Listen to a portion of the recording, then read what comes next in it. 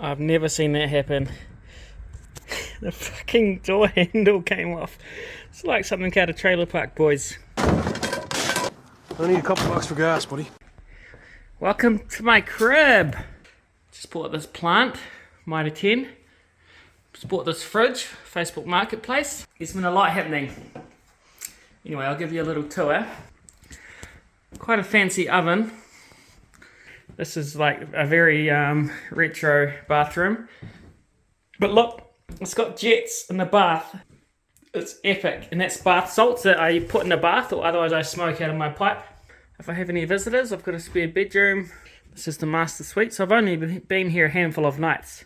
This is my life in weeks. It's made up of 4,000 weeks, assuming that you die at 85. This is how far through my life I am.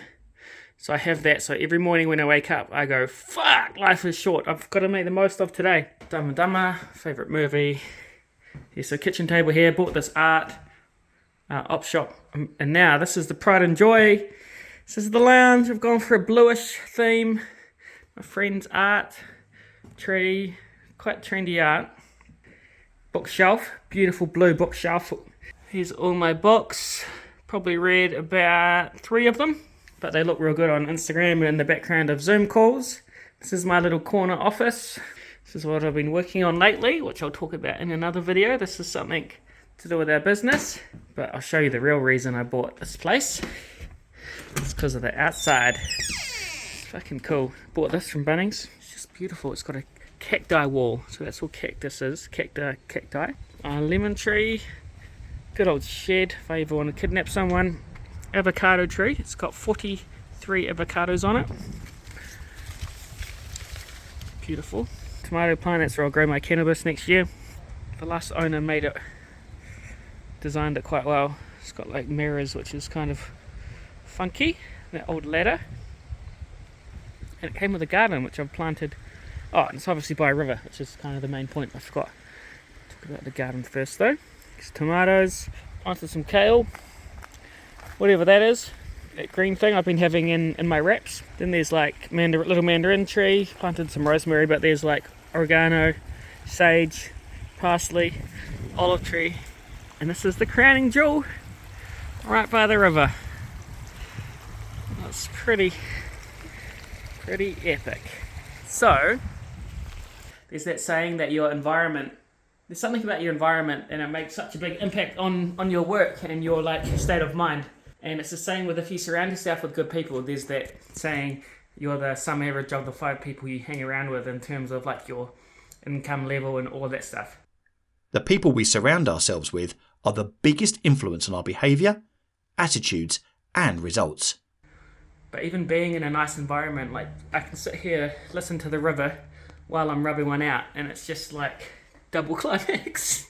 So this video is just giving you a little tour, and the reason I wanted to show the home was because it relates to my goals. So I'm going to quickly hone through my goals. Ages ago I made a video on goals and goal setting, which I think is such a valuable process. But anyone can make a goal. That's the fun part. Can you stick to a goal, and can you like lock in the habits that will help result in that goal, even if it's not for ages? The goals that I made were a mixture of habit goals and achievement goals. So a habit goal is a goal where it's something like go for a walk for 30 minutes every single day. It's something that is more of a habit, whereas an achievement goal is like climb Mount Everest by the end of 2023. So the idea is that you want to combine your achievement goals or your accomplishment goals with your habit goals, so that your habit goals feed into your accomplishment goals. So here's my goals. One was a habit goal, run 2 times a week, yoga 2 times a week, gym 2 times a week. I've been doing that. I've actually haven't been going to the gym as much lately.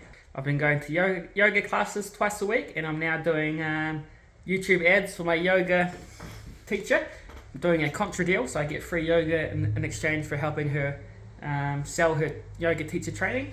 And I easily go running 2 times a week, and I've actually replaced gymming with mountain biking.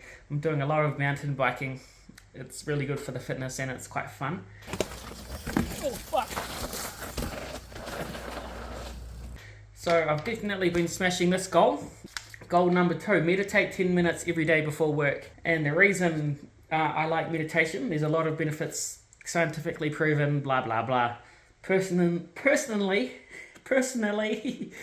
I've noticed meditation helps me not respond emotionally or respond to my impulses. I'm quite an impulsive person. I've learned I get very passionate about things that pop up, and listening to music, I'll just want to dance. I'll want to get enthusiastic about something. The meditation means that when I notice these impulses popping up, like I want to crank some hearty drum and bass or some Tool on my headphones, I'll be like, no, just notice it. I'll notice that impulse and I'll let it go.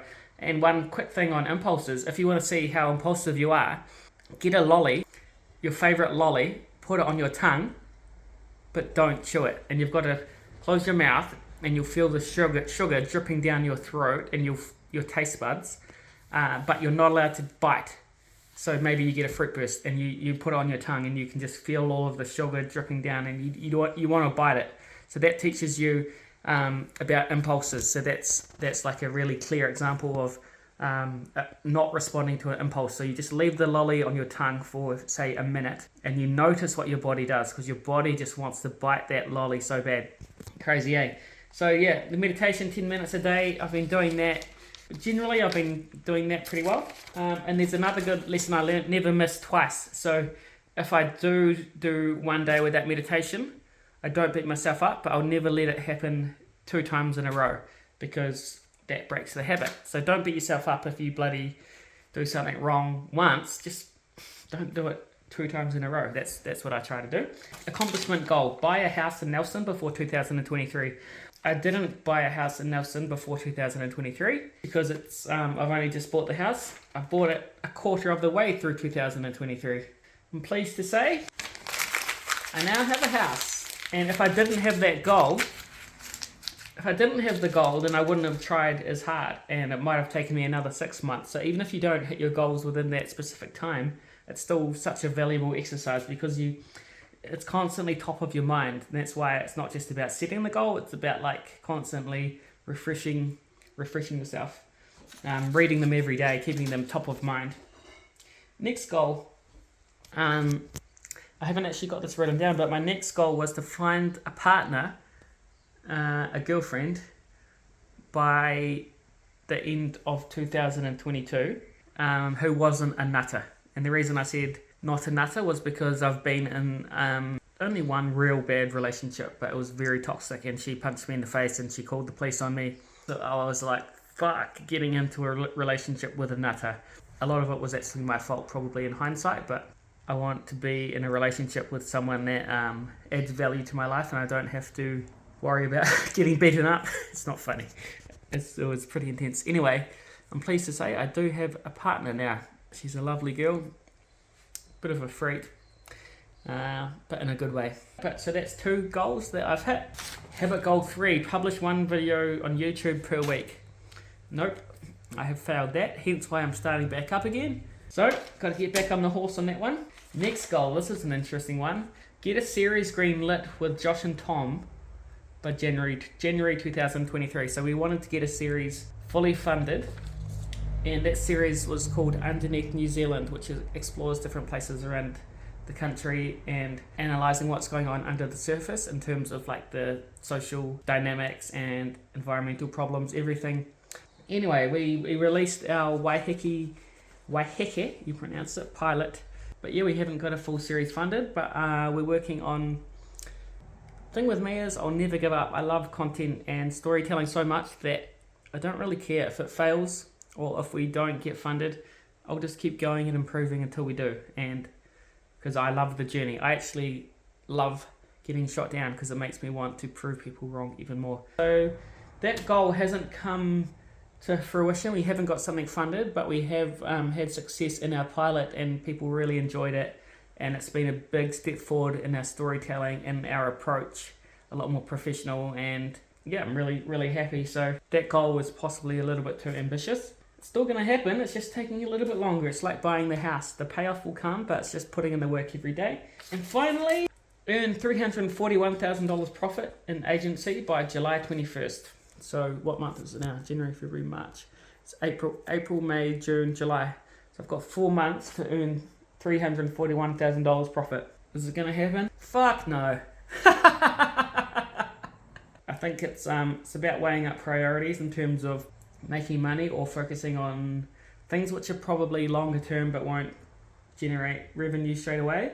What I'm trying to do now is build out a business that is a lot more sustainable, and it's taking longer to set up, but it means that when it does work, it'll be more of a system, like a proper business, rather than boom, it's all on, and then it's like fuck, and then everything else gets put to the side.